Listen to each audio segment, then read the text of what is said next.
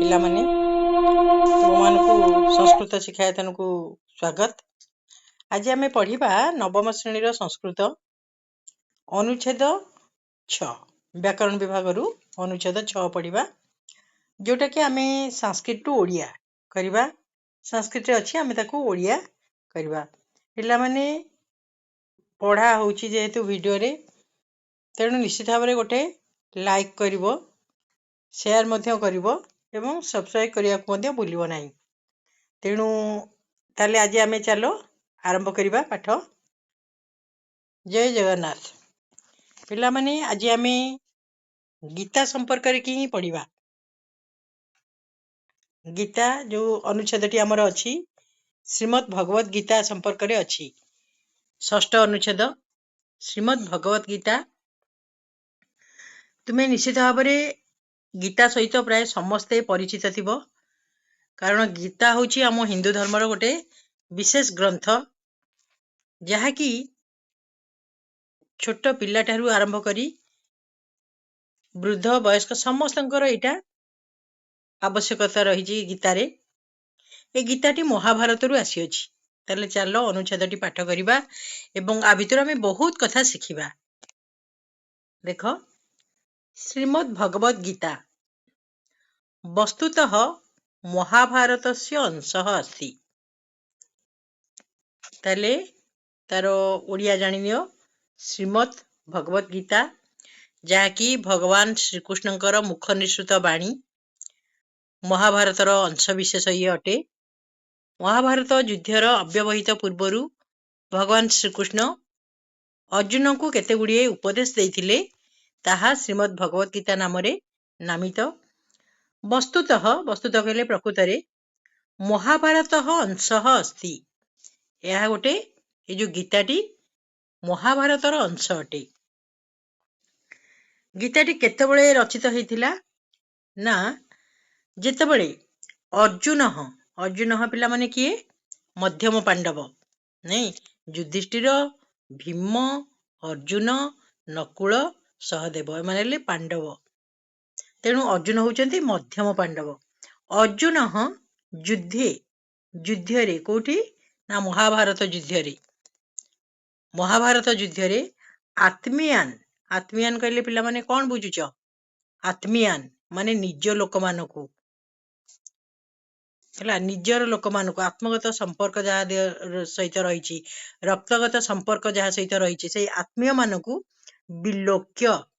ବିଲୋକ୍ୟ ମାନେ ଦେଖି, ହେଲା। ବିଲୋକ୍ୟ ପ୍ରକୃତି ପ୍ରତ୍ୟୟ କଲେ ହବ ବି ଯୁକ୍ତ ଲୋକ ଯୁକ୍ତ ଲ୍ୟବ, ନାଇଁ? ତାହେଲେ ବିଲୋକ୍ୟ ମାନେ ଦେଖି। ନିଜ ଲୋକମାନଙ୍କୁ ଦେଖିଲେ ସେ ଯୁଦ୍ଧରେ, ଦେଖିକି ଯୁଦ୍ଧ ବିମୁଖ ଅଭବତ୍। ଯୁଦ୍ଧ ବିମୁଖ ଅର୍ଥାତ୍ ଯୁଦ୍ଧାତ୍ ବିମୁଖ ମାନେ ଯୁଦ୍ଧରୁ ବିମୁଖ। ପିଲାମାନେ ସମ୍ମୁଖ ମାନେ ଆଗରେ, ବିମୁଖ ମାନେ ପଛରେ, ନାଇଁ? ତାହେଲେ ଯୁଦ୍ଧରୁ ବିମୁଖ ହେଲେ, ଯୁଦ୍ଧରୁ ପଛ ଘୁଞ୍ଚା ଦେଲେ, ଅଭବତ୍।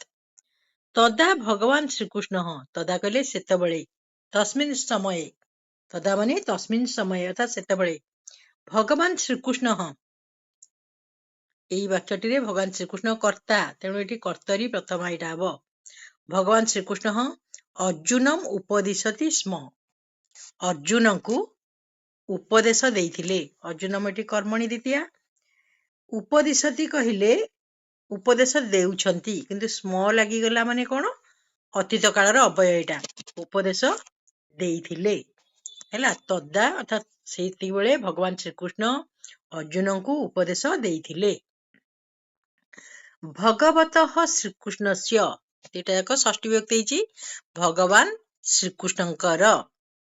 ଉପଦେଶସ୍ୟ ନାମ, ସେ ଯୋଉ ଉପଦେଶ ଦେଇଥିଲେ, ଉପଦେଶର ନାଁ ଶ୍ରୀମଦ୍ ଭଗବତ ଗୀତା। ବୁଝିପାରିଲ? ତାହେଲେ ଭଗବାନ ଶ୍ରୀକୃଷ୍ଣଙ୍କର ଯୋଉ ଉପଦେଶ, ସେଇ ଉପଦେଶର ନାମ ହଉଛି କଣ? ଶ୍ରୀମଦ୍ ଭଗବତ ଗୀତା। ଶ୍ରୀମଦ୍ ଭଗବତ ଗୀତା ଉପନିଷଦାମ୍ ସାରଃ ଭବତି। ଏଇ ଯୋଉ ଶ୍ରୀମଦ୍ ଭଗବତ ଗୀତା, ଏହା ଉପନିଷଦାମ୍, ଯୋଉ ଉପନିଷଦ ଆମର ଅଛି, ମହାଭାରତର କେତେ ଗୁଡ଼ିଏ ଛୋଟ ବଡ଼ ହେଇକିରି ଗଳ୍ପ ବା ଖଣ୍ଡ ଉପନିଷଦ ନାମରେ ନାମିତ। ଉପନିଷଦ ନାମ ସାରହ ଭବତି। ତାହେଲେ ଯେତେ ଗୁଡ଼ିଏ ଉପନିଷଦ ଅଛି ଆମର ତା ଭିତରେ ଶ୍ରୀମଦ୍ ଭଗବତ ଗୀତା କଣ ମୁଖ୍ୟ ଅଟେ ହେଲା। ଅତ୍ର ଅତ୍ର ମାନେ ଏଥିରେ ଅର୍ଥାତ୍ ଏଇ ଯୋଉ ଶ୍ରୀମଦ୍ ଭଗବତ ଗୀତାରେ ଅତ୍ର अस्मिन् ସ୍ଥାନେ ଅନେକ ବିଷୟାଃ ବର୍ଣ୍ଣିତାଃ, ଅନେକ ବିଷୟ ସବୁ ବର୍ଣ୍ଣନା କରାଯାଇଛି। ଅନେକ ବିଷୟାଃ ବହୁ ବଚନରେ ଅଛି, ଅନେକ ବିଷୟ ବର୍ଣ୍ଣନା କରାଯାଇଛି। ପ୍ରାଧାନ୍ୟେନ, ପ୍ରାଧାନ୍ୟନ କହିଲେ ପ୍ରଧାନ ଭାବରେ, ବିଶେଷ ଭାବରେ, ଅସ୍ୟାମ୍, ଅସ୍ୟାମ୍ କହିଲେ ଏଥିରେ, ଭକ୍ତି ଯୋଗସ୍ୟ, ଜ୍ଞାନ ଯୋଗସ୍ୟ, କର୍ମ ଯୋଗସ୍ୟ च ପ୍ରତିପାଦନମ୍ କୃତମ୍। ତାହେଲେ ଯୋଉ ଭଗବାନ ଶ୍ରୀକୃଷ୍ଣ ଏଇ ଗୀତାରେ କାହାର ପ୍ରତିପାଦନ କରିଛନ୍ତି ନା ଭକ୍ତି ଯୋଗର, ଭକ୍ତି ଆଉ ଜ୍ଞାନ ହେଲା ଆଉ କର୍ମ ହେଲା। ଯୋଗ କହିଲେ ପିଲାମାନେ ଆମେ କଣ ଜାଣିଛେ? ଏକାଗ୍ରତା, ନାଇଁ? ତାହେଲେ ଭକ୍ତି ରୂପକ ଏକାଗ୍ରତା, ଜ୍ଞାନ ରୂପକ ଏକାଗ୍ରତା ଆଉ କର୍ମ ରୂପକ ଏକାଗ୍ରତାର ପ୍ରତିପାଦନମ୍ କୃତମ୍, ପ୍ରତିପାଦନ କରିଛନ୍ତି, ବୁଝାଇଛନ୍ତି। ଭକ୍ତି କଣ, ଜ୍ଞାନ କଣ ଆଉ କର୍ମ କଣ, ଏହା ତ ମୁଖ୍ୟତଃ ଆମର ଏଇ ତିନୋଟି ହଉଛି ଆମ ମାନଙ୍କର ମୁଖ୍ୟ ନା। ଏଇ ତିନୋଟି ବିଷୟରେ ସେ ଆଦିରେ ପ୍ରତିପାଦନ କରିଛନ୍ତି। ଅତ୍ର ଅର୍ଥାତ୍ अस्मिन् ସ୍ଥାନେ ଅର୍ଥାତ୍ ଏଇ ଯୋଉ ଭଗବତ ଗୀତାରେ, ଭଗବତ ଗୀତାୟାମ୍ ଏଇ ଭଗବତ ଗୀତାରେ ସପ୍ତମୀ ବିଭକ୍ତି ପିଲାମାନେ ଅଛି, ତେଣୁ ଗୀତାରେ ତାର ଓଡ଼ିଆ ହଉଛି ଅତ୍ର ଭଗବତ ଗୀତାୟାମ୍ ଭକ୍ତି ଜ୍ଞାନ କର୍ମ ଯୋଗାନାମ୍ ତ୍ରିବେଣୀ ପ୍ରବହତି। ତାହେଲେ ଏଇ ଯୋଉ ଆମେ ଯଦି ଭଗବତ ଗୀତାକୁ ପାଠ କରିବା ତା ଭିତରେ ଆମେ ତିନୋଟି ଜିନିଷ ପାଇପାରିବା, ଭକ୍ତି ଜ୍ଞାନ ଆଉ କର୍ମ। ଏ ତ୍ରିବେଣୀ ତିନୋଟିର ସମାହାର, ନାଇଁ? ତ୍ରିବେଣୀ ପ୍ରବହତି ପ୍ରବାହିତ ହେଉଛି ହେଲା। ଭକ୍ତି ଯୋଗ ଆଉ କର୍ମର ତ୍ରିବେଣୀ ଏଠି ଅଛି। ଅତଃ ଅତଃ କହିଲେ ଏଣୁକରି ପ୍ରସିଦ୍ଧମ୍ କଥନମ୍ ବର୍ତ୍ତତେ, ଗୋଟେ କଥା ରହିଛି ହେଲା। ଅତ ପ୍ରସିଦ୍ଧମ୍ କଥନମ୍ ବର୍ତ୍ତତେ, ଗୋଟେ ବିଶେଷ କଥା ରହିଛି ଯେ ଗୀତା ସୁଗୀତା କର୍ତ୍ତବ୍ୟା କିମନେହି ଶାସ୍ତ୍ର ବିସ୍ତାର ହି। ଗୀତା ଅର୍ଥାତ୍ ଏ ଯୋଉ ଶ୍ରୀମଦ୍ ଭଗବତ ଗୀତା, ଆକୁ ଯଦି ଆମେ ସୁଗୀତା କରିଦବା, ପୁରା କଣ ନିଜର ଆୟତ୍ତ କରିଦବା, ଗୀତ ପରି ତାକୁ ଯଦି କରିଦବା, ତାହେଲେ କିମନ୍ୟେହି ଶାସ୍ତ୍ର ବିସ୍ତାର ହି, କିମ୍ ଯୁକ୍ତ ଅନ୍ୟେହି, କିମନ୍ୟେହି, କିମ୍ କହିଲେ କଣ ଆଉ ରହିଛି ଆବଶ୍ୟକ, କିମ୍ ଯୁକ୍ତ ଅନ୍ୟେହି, ଅନ୍ୟ ଶାସ୍ତ୍ର ବିସ୍ତାର କରିବାରେ ଆମର ଆଉ ଆବଶ୍ୟକତା କଣ ରହିଛି?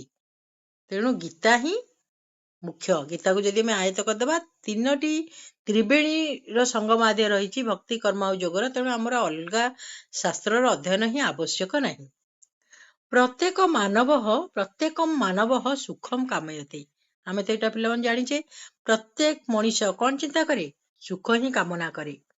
ସୁଖମ୍ ପ୍ରାପ୍ତୁମ୍, ସୁଖ ପାଇବାକୁ ହେଲେ, ପ୍ରାପ୍ତୁମ୍ ପିଲାମାନେ ଯଦି ଆମେ ପ୍ରକୃତି ପ୍ରତ୍ୟୟ କରିବା, ପ୍ର ଯୁକ୍ତ ଆପ ଯୁକ୍ତ ତୁମୁନ୍, ତାହେଲେ ସୁଖ ପାଇବା ପାଇଁ ତୁମୁନ୍ ଏଠି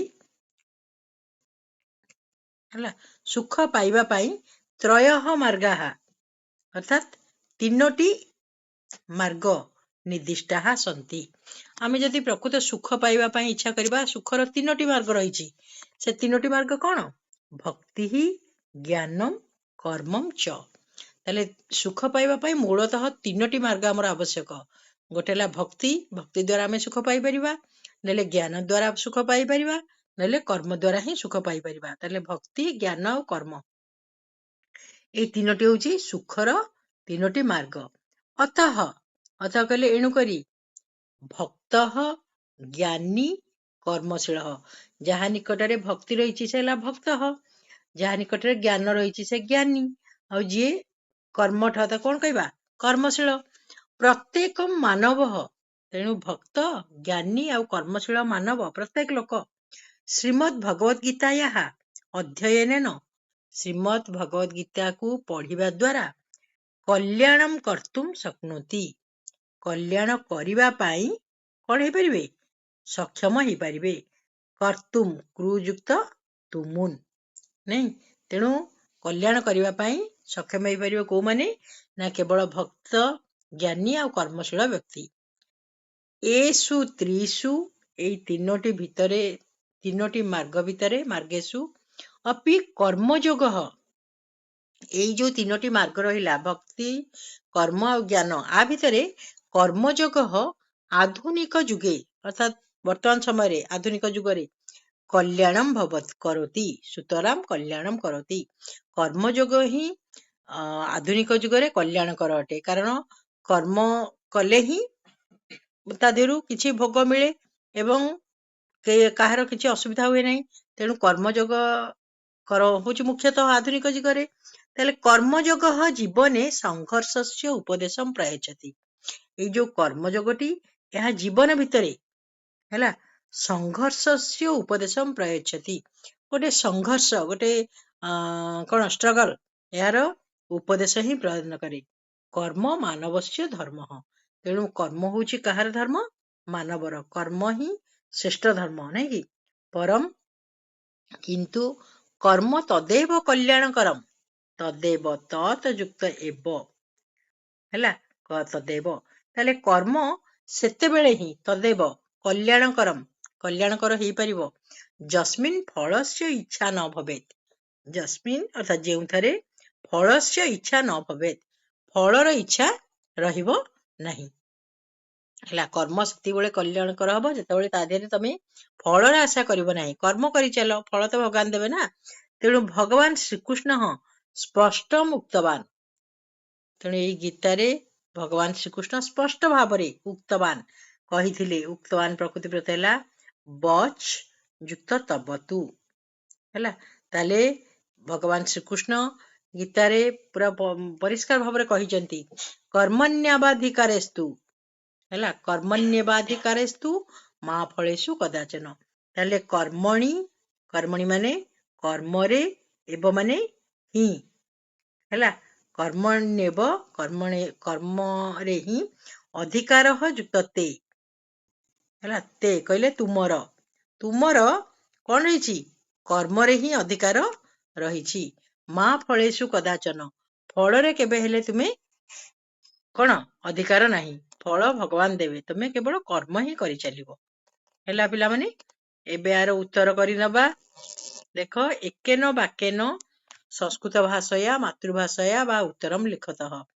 ଶ୍ରୀକୃଷ୍ଣ ସ୍ପଷ୍ଟମ୍ କି ମୁକ୍ତବାନ, ଏଇ ସାଙ୍ଗେ ସାଙ୍ଗେ ଆମେ ପଢିଛେ। ଶ୍ରୀକୃଷ୍ଣ କହିଛନ୍ତି କର୍ମଣ୍ୟବାଧିକାରେସ୍ତେ ମା ଫଳେଷୁ କଦାଚନ, ଅର୍ଥାତ୍ କର୍ମରେ ହିଁ ତୁମର କଣ ଅଧିକାର ରହିଛି, ଫଳରେ ନୁହେଁ। ଆଧୁନିକ ଯୁଗେ କିମ୍ କଲ୍ୟାଣକରମ୍, ଆଧୁନିକ ଯୁଗରେ କର୍ମ ହିଁ କଲ୍ୟାଣକର ଅଟେ। ଗୀତାୟାମ୍ କା ତ୍ରିବେଣୀ ପ୍ରବହତି, ଗୀତାୟାମ୍ ଭକ୍ତି ଯୋଗ, ଜ୍ଞାନ ଯୋଗ ଆଉ କର୍ମ ଯୋଗର ତ୍ରିବେଣୀ ପ୍ରବାହିତ ହେଉଅଛି। ହେଲା ପିଲାମାନେ, ଏବେ ଏକ ପଦରେ ଉତ୍ତର କରିବା। ପ୍ରତ୍ୟେକମ୍ ଜନଃ କିମ୍ କାମୟତେ, ପ୍ରତ୍ୟେକମ୍ ଜନମ୍ ସୁଖମ୍ କାମୟତେ। ନାଇଁ, ପ୍ରତ୍ୟେକ ଲୋକ କଣ କାମ ଇଚ୍ଛା କରେ? ସୁଖ। ଯୁଦ୍ଧେ ଅର୍ଜୁନଃ କାନ୍ ଦୃଷ୍ଟ୍ୱା ଯୁଦ୍ଧ ବିମୁଖ ଅଭବତ୍, ଯୁଦ୍ଧରେ ଅର୍ଜୁନ କେଉଁମାନଙ୍କୁ ଦେଖି ଯୁଦ୍ଧରୁ ବିମୁଖ ହେଲେ? ନା ଆତ୍ମୀୟାନ୍, ନିଜ ଲୋକମାନଙ୍କୁ। ଆତ୍ମୀୟାନ୍ ଦୃଷ୍ଟ୍ୱା ଯୁଦ୍ଧ ବିମୁଖ ଅଭବତ୍। କା ଉପନିଷଦାନାଂ ସାରଃ ଭବତି, ଗୀତା, ହେଲା ଭଗବତ୍ ଗୀତା ଉପନିଷଦର ସାର ଅଟେ। କହ ମାନବସ୍ୟ ଧର୍ମଃ, କର୍ମ ହିଁ ମାନବର ଧର୍ମ। ହେଲା ଏବେ ଅନୁଚ୍ଛେଦଟିକୁ ପଢିଲ, ତାର ପ୍ରଶ୍ନ ଉତ୍ତର କଲ। ପିଲାମାନେ ଅନୁଚ୍ଛେଦକୁ ଥରେ ପଢିଦେଲା ମାନେ ଭଲ ଭାବରେ ତାର ଉତ୍ତର ଯଦି କରିଦବ, ତାହେଲେ ତମେ ପରୀକ୍ଷାରେ ଆରାମସେ ତାର ଉତ୍ତର ଲେଖିପାରିବ, କାରଣ ସେଇଠି ପ୍ରଶ୍ନ ଅଛି, ସେଇଠି ଉତ୍ତର ଅଛି।